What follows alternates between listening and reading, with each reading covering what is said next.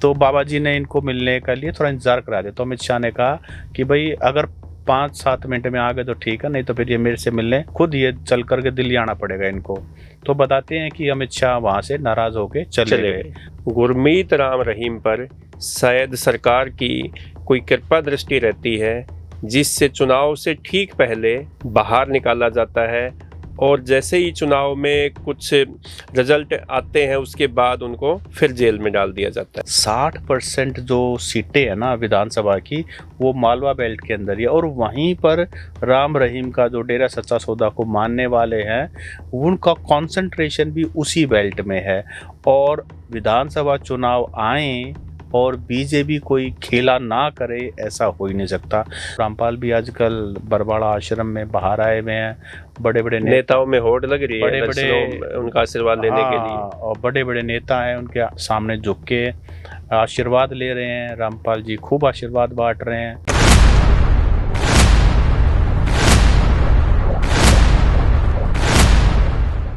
नमस्कार, the Haryana talks में आपका स्वागत है। नमस्कार। और आज हम बात करेंगे गुरमीत राम रहीम सिंह इंसा, जो कि 16वीं बार जेल से बाहर आकर के अपने डेरा स्थित जो आश्रम है उसके अंदर चले गए। सिरसा डेरे में लगातार पैरोल और फरलों के बाद गुरमीत राम रहीम अब जा रहे हैं। पहले उत्तर प्रदेश में बागपत के पास जो डेरा है वहां उनको परमिशन मिलती थी, लेकिन अब सिरसा डेरे से ही वो अपना जो 30 दिन की पैरोल मिली है वो वहीं पे पूरी करेंगे और इसके बाद रोहतक की सुनारिया जेल में वापस उनको आना पड़ेगा, जहां पर वो अभी 20 साल की कन्विक्शन उनको हो रखी है। वो जेल यहाँ सुनारिया में काट रहे हैं।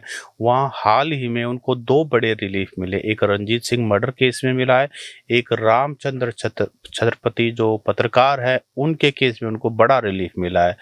और ये शायद इस देश के इतिहास में पहली बार होगा शायद कि जिनको जेल होने के बाद 2020 के बाद लगातार इनको हर साल और लगभग महीने 2 महीने छोड़ करके ये कभी 30 दिन के लिए बाहर आते हैं, कभी 45 दिन के लिए बाहर आते हैं, लगातार बाहर आ रहे हैं। और 400 प्लस दिनों के लिए ये बाहर आ चुके हैं। और खास करके संयोग देखिए, जब कभी भी देश में खास करके हरियाणा में, पंजाब में, राजस्थान में चुनाव होता है तो राम रहीम सिंह इंसा को पैरोल मिल जाती है, बाहर आ जाते हैं।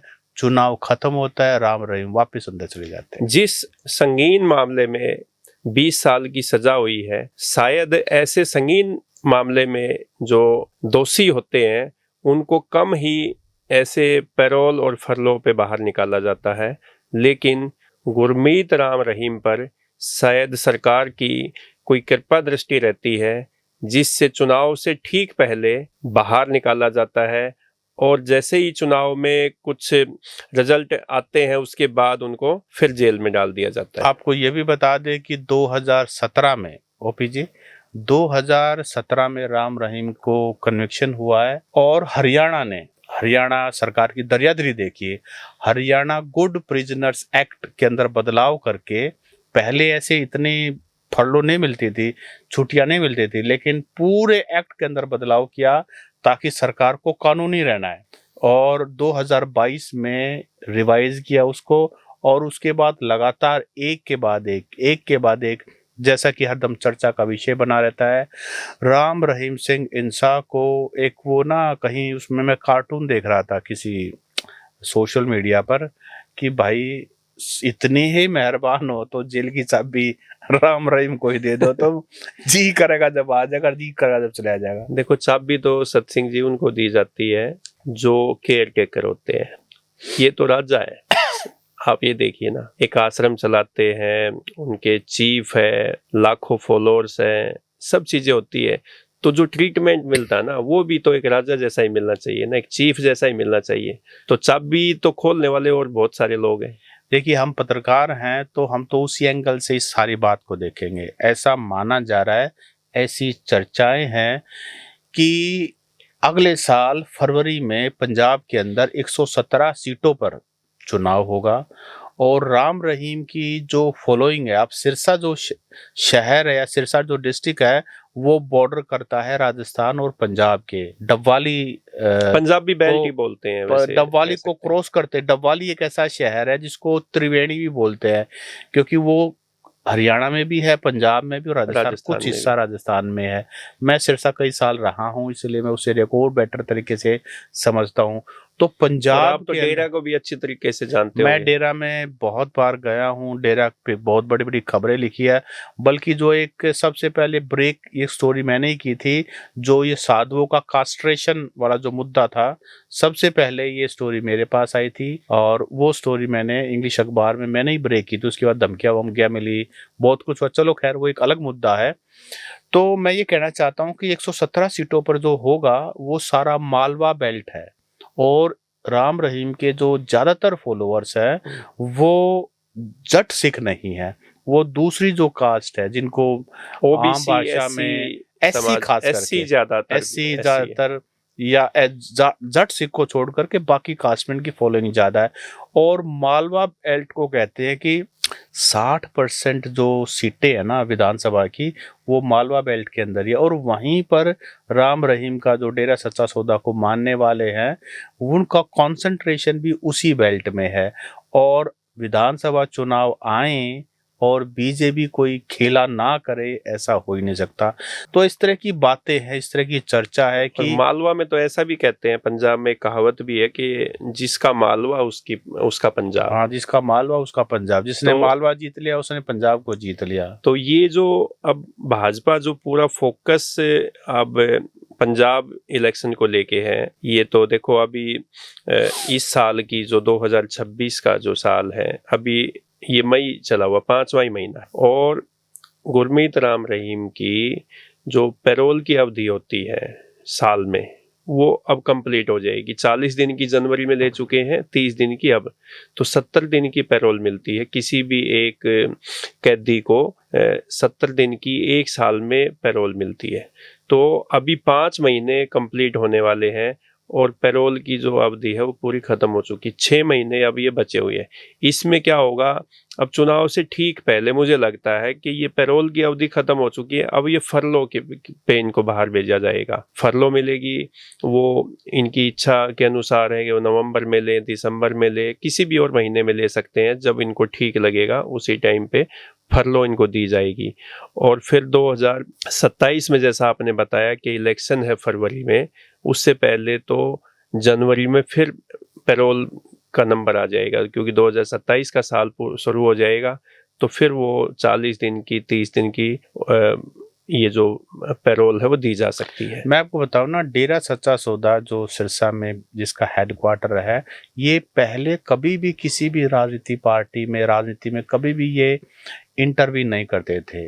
ये शुरू हुआ 2007-8 में शुरू हुआ, इनकी पॉलिटिकल विंग जो है ना डेरा सच्चा सौदा की बनी। और उसके बाद लगातार जो है डेरा सच्चा सौदा कभी कांग्रेस को सपोर्ट किया, कभी बीजेपी को सपोर्ट किया, इस तरह से सपोर्ट करती आई है। तो ये कोई नई बात नहीं है जो हम बता रहे हैं ना कि बीजेपी ने गुरमीत राम रहीम को बाहर निकाल दिया है। मालवा बेल्ट की जो सीटें हैं जहां डेरा का इन्फ्लुएंस है, उन पर नजरें हैं, ये कोई मतलब ऐसी कोई बात नहीं है कि कोई पहली बार होगा। लेकिन मुझे अच्छी तरह याद है, मैं उस समय सिरसा की रिपोर्टिंग करता था। हालांकि मेरी पोस्टिंग रोहतक हो चुकी थी, लेकिन मैं सिरसा में कई साल रहा, तो मुझे वहाँ की समझ थी, तो स्टोरी मैं ही करता था। तो अमित शाह जो है ना, इनसे मिलने आए पहले, बाबा राम रहीम से मिलने के लिए पंजाब के सारे बड़े नेता, चाहे वो बादल परिवार हो, चाहे वो भट्टल हो, अमरिंदर हो, सब मिलने जाते थे और हाथ जोड़ करके ऐसे खड़े होकर के इनसे इनका आशीर्वाद मांगते थे। वोट मांगने का तरीका मैं तो बता रहा हूँ, जो मीडिया के सामने आता था। हो सकता है कि कोई अलग से मुलाकात भी होती हो मान सम्मान के लिए, लेकिन जो पब्लिक के सामने आता था, जैसे संगत होती है ना, तो संगत में उनको अलग से जो गैलरी बनी होती है, उस गैलरी में आकर के इस तरह से बाबा जी एक बड़े ऊंचे सिंहासन पर, थ्रोन पर बैठे हैं, और बाबा जी वहीं से अपना आशीर्वाद ऐसे कर रहे हैं। किसको कितना आशीर्वाद देना है वो वहीं से फेंकते हैं। मुझे याद है अमित शाह उस समय आए थे और हरियाणा विधानसभा चुनाव हुआ नहीं था, तो बाबा जी का सपोर्ट लेने के लिए।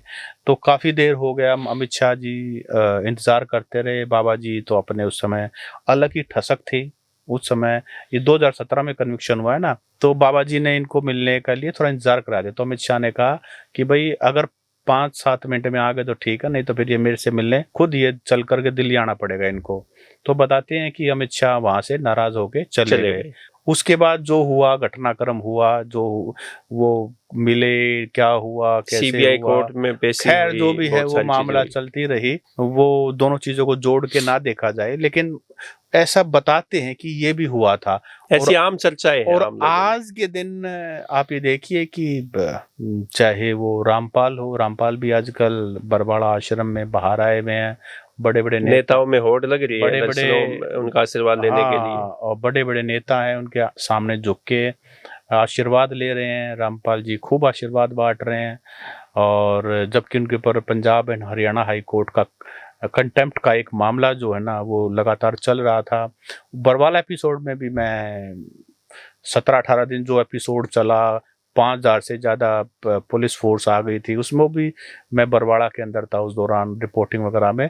तो वहाँ भी कुछ अलग उस दिन जो माहौल था, और आज जो हरियाणा में रामपाल का जो ऐसा लगता है सारी सरकार, सारा प्रशासन रामपाल का भगत हो गया है। सतसिंह जी, एक बात तो है, लेकिन जब से इनको सजा हुई है गुरमीत राम रहीम को, डेरे के लोगों का व्यवहार काफी बदला है। पहले जो उनमें एरोगेंसी थी या अपने मनमाने तरीके, अपने नियम उन पे वो चलाते थे, लेकिन अब ऐसा नहीं है। हम भी पिछले दिनों डेरा में गए थे, आप और हम दोनों, तो वहाँ लोगों ने जो व्यवहार जो उनका देखने को मिला, जो आतिथ्य सत्कार वहाँ पे उन लोगों ने किया, उससे लगता है कि काफी बदलाव हुआ है पहले से। ओपी जी, क्या है कि मीडिया को तो उस समय भी अच्छी ट्रीटमेंट मिलती थी। वो ठीक है कि आपने कोई स्टोरी बाबा के अगेंस्ट या डेरा के अगेंस्ट कर दी तो आपको तलखी में वो बात करते थे, और वो भी कोई 1-2 व्यक्ति डेजिग्नेट कर रखा था। बाकी ज्यादातर मीडिया के साथ बहुत अच्छे संबंध इनके रहे हैं। आप उनके वहां जाएंगे, मीडिया विंग में जाएंगे, तो आपको मतलब पूरा मान सम्मान मिलेगा। चाय पानी नाश्ता और जो आपको चाहिए, मतलब आपकी पूरी सेवा आओ भगत पूरी होती थी। और दिवाली पे, होली पे गिफ्ट भी देते नहीं, थे। वो अलग मसला है। दिवाली होली वाले वो कैसे देते थे? आप कभी गए हो ऐसे वो कॉन्फ्रेंस में कभी? आप खैर पहले वो एकदम से ना मसला, वो मैं एक्चुअली क्या था कि वो रिपोर्टिंग के अंदर मैं आया था, और सिरसा में पहली पोस्टिंग, मतलब मैं तो जर्नलिज्म की शुरुआत ही सिरसा से की है, तो आइडिया नहीं था कि क्या होता है, कैसे होता है। तो वो क्या है कि पत्रकारों की एक लाइन जो है बन जाती थी, और बाबा जी ऊंचे सिंहासन पर बैठे, और वहीं से वो गिफ्ट एक एक करके फेंकते थे। नहीं चलो, हम ऐसे किसी भी नहीं, मैं तो वैसे पूछा भी क्या तरीका था इससे नहीं, गिफ्ट मैं कह रहा देने हूँ का? वहीं से गिफ्ट ऐसे आता था और आपको गुड़पना होता था। मतलब वो आपकी ना क्रिकेटिंग स्किल्स जो है ना, कैचिंग स्किल्स जो है ना, वो तगड़ी होनी चाहिए। हाँ, वो होती थी, और वहीं से फिर आपके ऊपर वो आशीर्वाद आता था, और वो आपको फिर जो भी है, तो वहाँ आसपास ऐसा माहौल होता था। आप ये देखियो कि 5-7 हजार चारों तरफ से आप लोग हैं वहां पर, वो उनकी जय जयकार कर रहे हैं। और वहां पर जो संतरी खड़े हैं वो लंबे 6 फुट की 6.5 फुट के खड़े हैं, उनके हाथ में भी अपना एक मजबूत वो सुरक्षा के लिए लठ या जो भी होता है। तो वहां का एक ऐसा माहौल था कि आप वहां से चू नहीं कर सकते, बोल नहीं सकते। तो मतलब आप गिफ्ट को मना भी नहीं कर सकते, ऐसा कुछ माहौल होता था। खैर वो अलग मसला है। और लेकिन मैं ये कहना चाह रहा हूँ कि अभी जो राम रहीम वाला जो बाहर आए हैं, और उसके बाद पंजाब चुनाव पे इनकी नज़र है, और बीजेपी का तो आप ये देखिए कि इन्होंने अच्छे जो इस तरह के अपने आप में स्वयंभू हैं, उनको ठीक भी किया है, ठिकाने भी लगाया, और फिर उनको अपने हिसाब से उन्होंने यूज भी किया है। देखो, बीजेपी जो है ना सतसिंह जी, वो पंजाब को जीतने के लिए ना अलग अलग तरीके से काम कर रही है। जैसे हरियाणा के सीएम की बात करें तो वो सरदारों की पगड़ी लंबे समय से डाल के घूमते हैं, लोगों की समस्याएं सुनते हैं। पंजाब में भी जा रहे हैं। पिछले दिन तो दीपेंद्र सिंह हुड्डा ने एक ट्वीट भी किया था कि ये हरियाणा के जो सीएम है वो पार्ट टाइम सीएम है, क्योंकि ज़्यादा समय वो पंजाब में दे रहे हैं, तो हमें फुल टाइम सीएम चाहिए। तो ये बात भी है। फिर वो राम रहीम का भी आपने जिक्र हम कर ही रहे हैं कि उनको पैरोल दी गई है फिर से 30 दिन की। और पंजाब में जो 6 सांसद आम आदमी पार्टी के थे उनको भी भारतीय जनता पार्टी में शामिल किया है। राघव चड्ढा जो कि काफ़ी वायरल भी हुए, उन पर पता नहीं क्या क्या बातें उनके बारे में कही जा रही है आज भी। तो मुझे लगता है कि पंजाब को जीतने के लिए भाजपा आपकी बार पूरा जोर लगा रखी है चारों तरफ से। तो सत्सिंह जी, आप ये बताओ कि क्या पंजाब में कभी गैर सिख सीएम की संभावना है? पहले तो रहे होंगे 1-2 बार। हाँ, नहीं बिल्कुल संभावना क्यों नहीं सर। देखिए, हम प्रजातंत्र में हैं और प्रजातंत्र में सभी को अधिकार होता है वोट डालने का और अपना नेता चुनने का। तो सबसे पहले तो विधानसभा चुनाव में एमएलए चूज होते हैं और एमएलए के हिसाब से फिर बाद में उनका लीडर चूज होता है।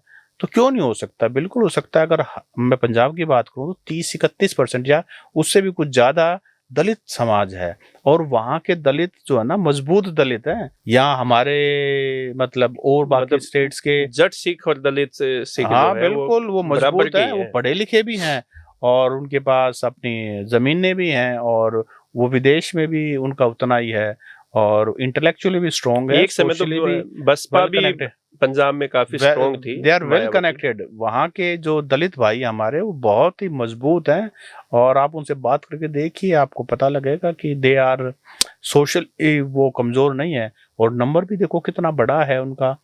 जो आपने नायब सैनी की बात की ना, नायब सैनी बेसिकली ओबीसी को टारगेट कर रहे हैं।